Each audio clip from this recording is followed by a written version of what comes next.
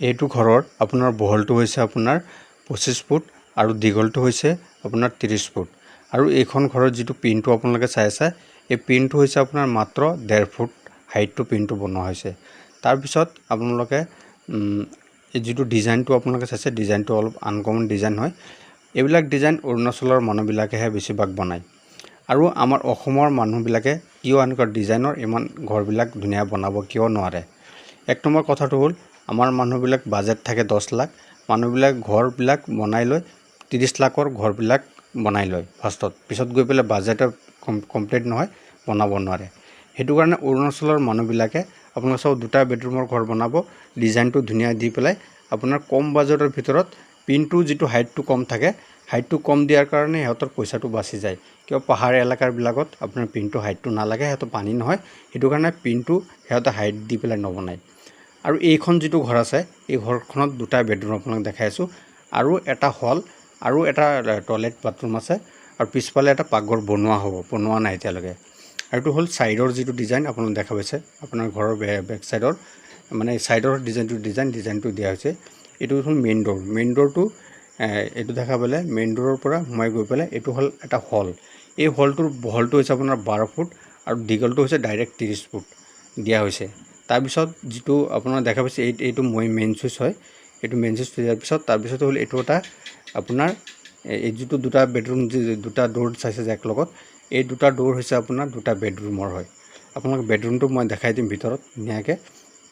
পিছত নেক্সটত আপোনালোকে দেখা পাই যাব এইটো হল মেইন ডোৰটো গমে পালে তাৰ পিছত এইটো হল আপোনাৰ বেডৰুমৰ দৰজাটো বেডৰুম খোলা হৈছে এই বেডৰুমৰ সাইজটো হৈছে আপোনাৰ বহলটো হৈছে আপোনাৰ 12 ফুট আৰু হল এইটো হৈছে আপোনাৰ 14.5 তেতিয়া হল দেখা পাইছে বেডৰুমৰ সাইজ বিলাক কিমান ধুনীয়া সাইজ বিলাক দিয়া হৈছে তাৰ পিছত আপোনালোকে দেখা পাব আৰু এটা নেক্সট আৰু এটা বেডৰুম কিয় হেতৰ বাজেট বিলাক কম হয় মই আপোনাক কৈছো আপোনাৰ লাষ্টৰ ভিডিওটো লাষ্টলৈকে চাব তেতিয়া গুটেই কমপ্লিট গম পাব কম বাজেটৰ ভিতৰত কিয় ঘৰবিলাক হেতে বনাব পাৰে মই আপোনাক গুটেই ডিটেইলছত আপোনাক কৈছো এতিয়া যেটো বেডৰুমটো আপোনালোকে চাইছে এই বেডৰুমৰ বহলটো আপুনি গমে পেলা 12 ফুট আৰু এটো হল আপোনাৰ 14.5 ফুট তাৰ পিছত আপোনালোকে দেখা পাইছে হেতৰ যেটো আপোনাৰ খিৰকিৰ যেটো দেখে চৌকাট বিলাক আপোনাৰ কাঠৰ আপুনি ইউজ কৰা নাই এটা ডাইৰেক্ট গ্ৰিল দি পেলাই আপোনাৰ গ্লাস স্লাইডিং গ্লাস সিস্টেম বনাই দিছে ইয়াত স্লাইডিং বনোৱাৰ কাৰণে খৰচাটো কমি যায় আপোনাৰ একলগে সেটআপ হৈ আহে বস্তুবিলাক খৰচা কমি যায় এটোৰ কাৰণে এইবিলাক সিস্টেমত হেবলে পুৰা হেৰি কৰি পেলাই ঘৰবিলাক বনাই যাতে খৰচা কম খৰচত বনাব পাৰে আৰু ইমান ধুনীয়াখন ঘৰত আপোনালোকে দেখাইছে দুটা বেডৰুম মাত্ৰ দিছে কম জাগাৰ ভিতৰত দুটা বেডৰুমৰ ঘৰটো বনাই পেলাই ঘৰটো কমপ্লিট কৰিছে যাতে ঘৰটো হৰুই হক তাকে ঘৰটো ধুনীয়া লাগে হেতৰ এটো হল বেক সাইডৰ যেটো দৰজা আপোনালোকে দেখা পাইছে বেক সাইড যাবলে এত দেখা পাইছে এটো ঘৰত দুটা বেডৰুম চালে এখন হল